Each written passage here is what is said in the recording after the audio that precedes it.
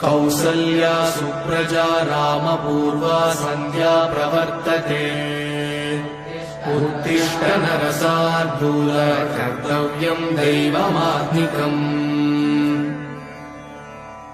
कौसल्या सुप्रजा रामपूर्वा सन्ध्या प्रवर्तते। उत्तिष्ठ नरशार्दूल कर्तव्यम् दैवमात्मिकम्। उत्तिष्ठोत्तिष्ठ गोविन्द उत्तिष्ठ गरुडध्वज। उत्तिष्ठ कमलाकान्त त्रैलोक्यम् मङ्गलम् कुरु। मातः समस्त जगताम् मधुकैटभारे। वक्षो विहारिणि मनोहर दिव्यमूर्ते। श्रीस्वामिनिश्रित जनप्रिय दानशीले। श्रीवेङ्कटेश दयिते तव सुप्रभातम्। तव सुप्रभातमरविन्दलोचने। भवतु प्रसन्नमुखचन्द्रमण्डले। विधिशङ्करेन्द्रवनिताभिरर्चिते। वृषशैलनाथ दयिते दयानिधे। अत्र्यादिसप्तऋषयः समुपास्य सन्ध्या। आकाशसिन्धुकमलानि मनोहराणि। आदाय पादयुगमर्चयितुम् प्रपन्नाः। शेषाद्रिशेखर विभो तव सुप्रभातम्। पञ्चाननाब्ज भव षण्मुखवासवाद्याः। त्रैविक्रमादिचरितम् विबुधास्तु वन्दी।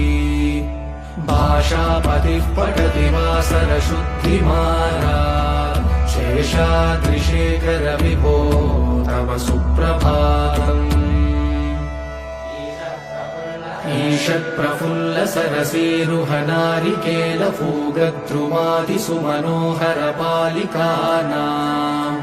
आवादिमन्दमनिलः सह दिव्यगन्धैः। शेषाद्रिशेखर विभो तव सुप्रभातम्।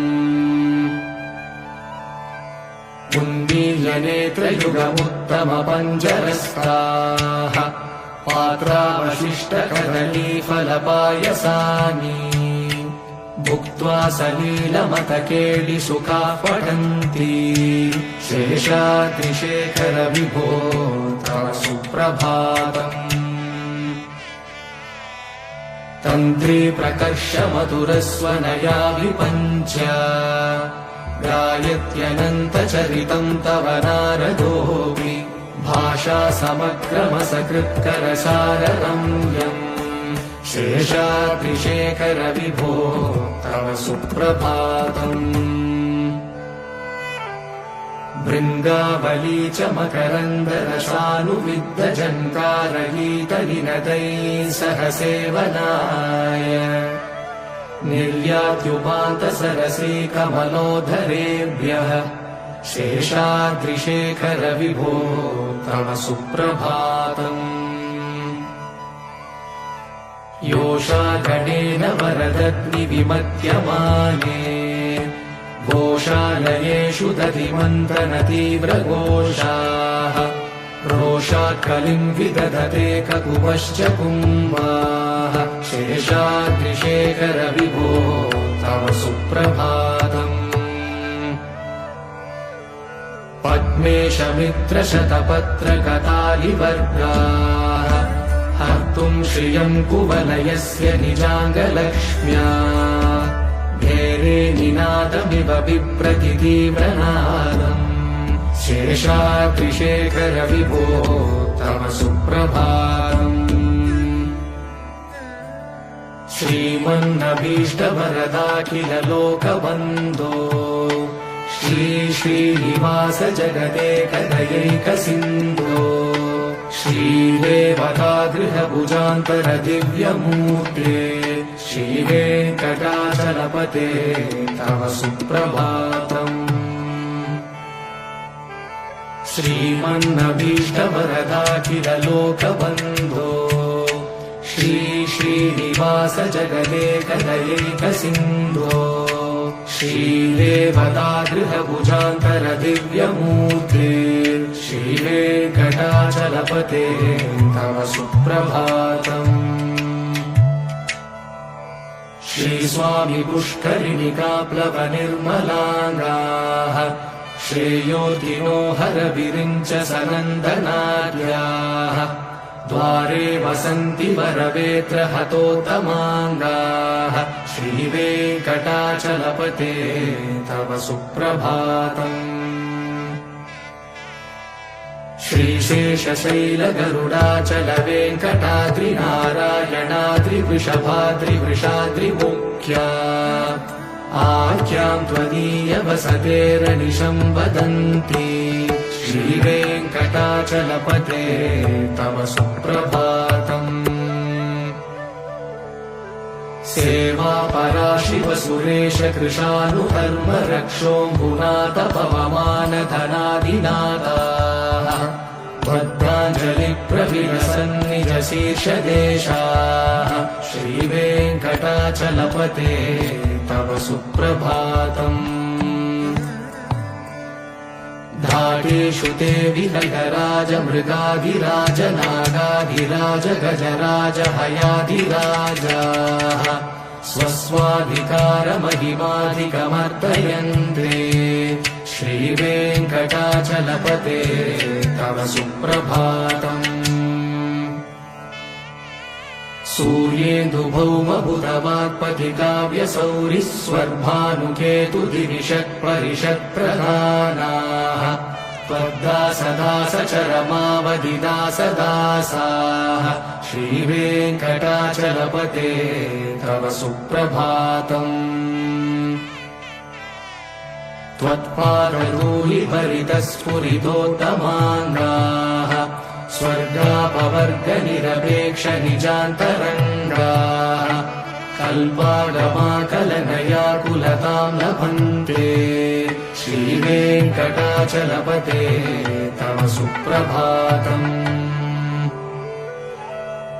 त्वद्गोपुराग्रशिखराणि निरीक्षमाणाः स्वर्गापवर्गपदवीं परमाश्रयन्तः मर्त्या मनुष्यभुवने मतिमाश्रयन्ते श्रीवेङ्कटाचलपते तव सुप्रभातम्।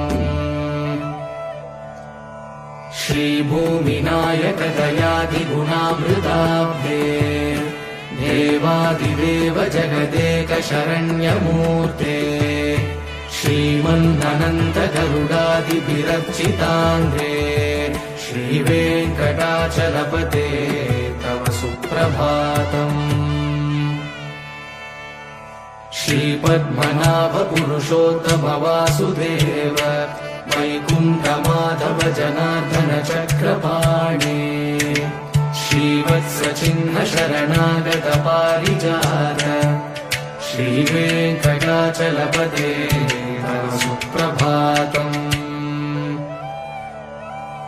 कन्दर्पदर्पहर सुन्दर दिव्यमूर्ते कान्ताकुचाम्बुरुह कुट्मललोलदृष्टे कल्याण निर्मल गुणाकर दिव्यकीर्ते श्रीवेङ्कटाचलपते तव सुप्रभातम्। नीलाकृते कमठकोल नृसिंहवर्णिन् स्वामिन् परश्वत तपोधन रामचन्द्र शेषांश राम यदुनन्दन कल्किरूप श्रीवेङ्कटाचलपते तव सुप्रभातम्।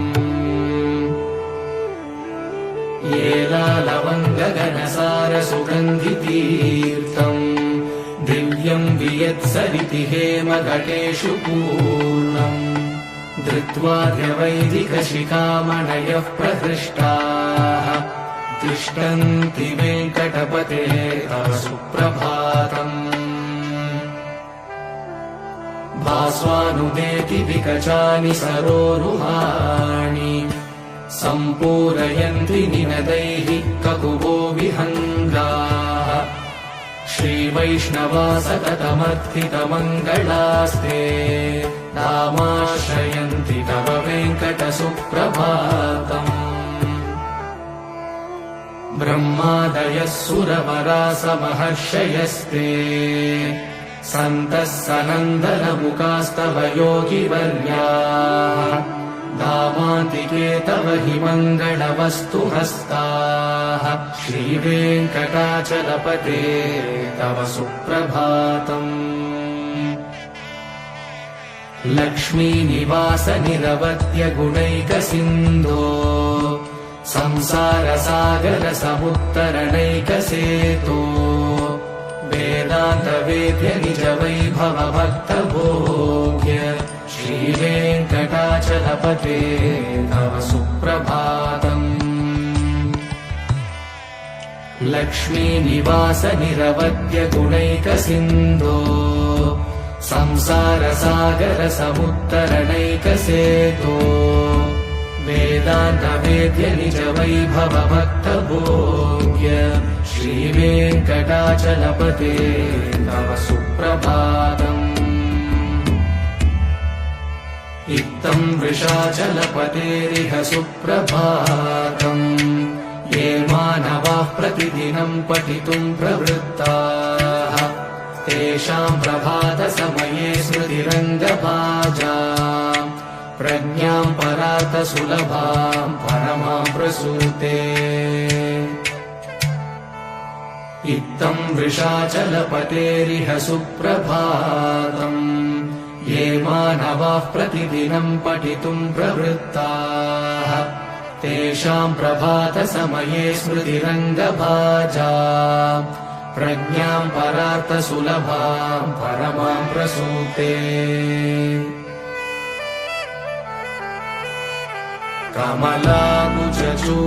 कमलाकुचूषुककुङ्कुमतो नियतारुणितातुलनीलतनो कमलायतलोचनलोकपते विजयी भव वेङ्कटशैलपते कमलाकुचूषुककुङ्कुमतो नियतारुणितातुलनीलतनो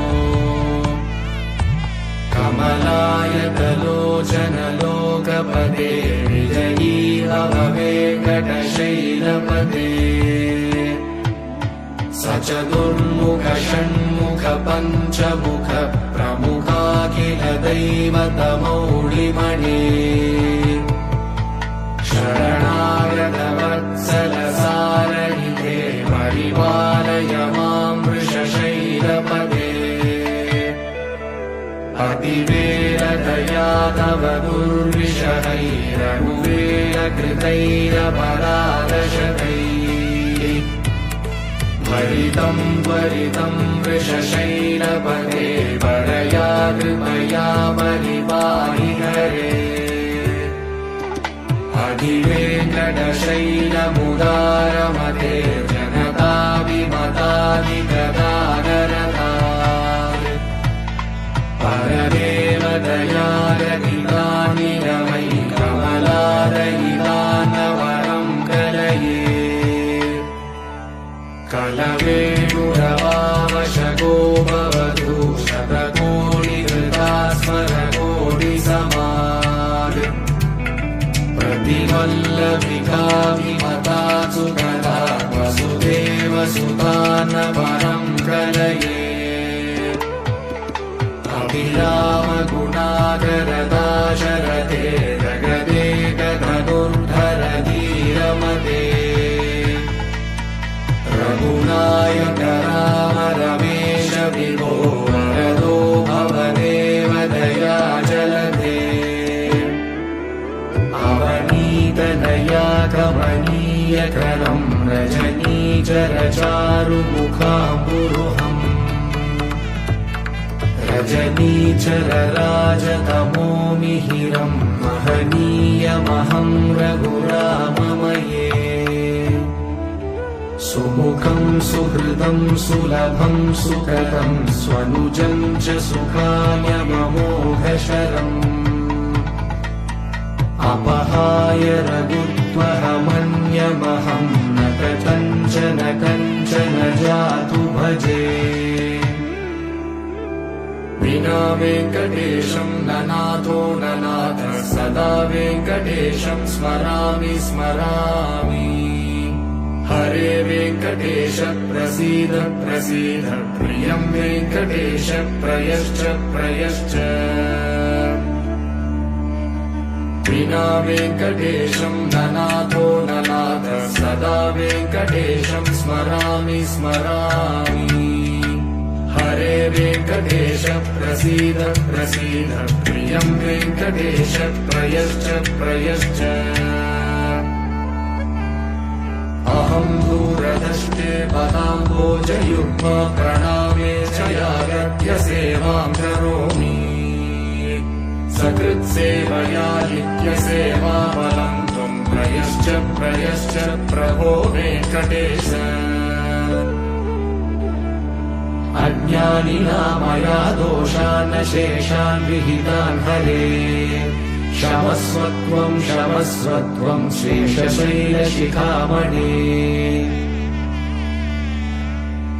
अज्ञानिना मया दोषान् शेषान् विहितान् हरे क्षमस्वत्वं क्षमस्वत्वं शेषशैलशिखामणे ईशानां जगतोऽस्य वेङ्कटपतेर्विष्णोर्परां प्रेयसी तत्वक्षस्थलनित्यवासरसिकां रक्षान्ति संवर्धिनी पद्मालङ्कृतपाणिपल्लवयुगां पद्मासनस्तां श्रियम् वात्सल्यादिगुणोज्ज्वलां भगवतीं वन्दे जगन्मातरम् ईशानां जगतोऽस्य वेङ्कटपतेर्विष्णोर्परां प्रेयसी तत्वक्षस्थलनित्यवासरसिकां रक्षान्ति संवर्धिनी पद्मालङ्कृतपाणिपल्लवयुगां पद्मासनस्तां श्रियम् वात्सल्यादिगुणोज्ज्वलां भगवतीं वन्दे जगन्मातरम् श्रीमन्कृपाजलनिधे श्रितसर्वलोकः सर्वज्ञशक्तनतवत्सल सर्वशेषिन् स्वामिन् सुशीलसुलभाश्रितपारिजात श्रीवेङ्कटेश शरणं शरणं प्रपद्ये श्रीमन्कृपाजलनिधे श्रितसर्वलोकः सर्वज्ञशक्तनतवत्सल सर्वशेषिन् स्वामिन् सुशीलसुलभाश्रितपारिजात श्रीवेङ्कटेश शरणं शरणं प्रपद्ये आनूपुरार्पितसुजातसुगन्धिपुष्पसौरभ्यसौरभकरौ समसन्निवेशौ सौम्यौ सदानुभवनेऽपि नवानुभाव्यौ श्रीवेङ्कटेश शरणं शरणं प्रपद्ये सद्यो विकासि समुदित्वरसान्द्रनागसौरभ्यनिर्भरसरोरुहसाम्यवार्ताम् सम्यक्षु साहसपदेषु विलेखयन्तौ श्रीवेङ्कटेश शरणौ शरणं प्रपद्ये रेखामयध्वज सुधाकलशातपत्रवज्राङ्कुशाम्बुरुहकल्पकशङ्खचक्रैः भव्यैरलङ्कृतकलौ परतत्त्वचिह्नैः श्रीवेङ्कटेश शरणौ शरणं प्रपद्ये ताम्रोदराद्युतिपराजितपद्मरागौ बाह्ये महोभिरविभूतमहेन्द्रनीलौ उद्यन्यकांशुभिरुदस्तशशाङ्कभासौ श्रीवेङ्कटेश शरणं शरणं प्रपद्ये सप्रेमभीतिकमलाकरपल्लवाभ्यां संवाहनेऽपि सपदि क्लबमादधानौ कान्ता भवान् मनसगोचरसौ कुमार्यौ श्रीवेङ्कटेश शरणं शरणं प्रपद्ये लक्ष्मीमहीतदनुरूपनिजानुभावनीलादिदिव्यमहिषीकरपल्लवाहनाम् आरुण्यसङ्क्रमणतः किल सान्द्ररागौ श्रीवेङ्कटेश शरणौ शरणम् प्रपद्ये नित्यानमद्विति शिवादिकिरीटकोटिः प्रद्युक्तदीप्तनवरत्नमहस्प्ररोहैः नीराजनाभिधिमुदारमुपाददानौ श्रीवेङ्कटेश शरणौ शरणम् प्रपद्ये विष्णोपदे परम इत्युदितः प्रशंसौ यौ मध्ववुत्स इति भोग्यतयाभ्युपातौ भूयस्ततेति तव पाणितलः प्रदिष्टौ श्रीवेङ्कटेश शरणौ शरणम् प्रपद्ये पार्थाय तत्सदृशसारथिना त्वयैव यौ दर्शितौ स्वचरणौ शरणम् व्रजेति भूयोऽपि मह्यमिह तौ करदर्शितौ ते श्रीवेङ्कटेश शरणौ शरणम् प्रपद्ये मन्मूर्तिकालियफणे विकटाटवेषु श्रीवेङ्कटाद्रिशिखरे शिरसिश्रुतीनाम् चित्तेऽप्यनन्यमनसाम् सममाहितौ ते श्रीवेङ्कटेश शरणौ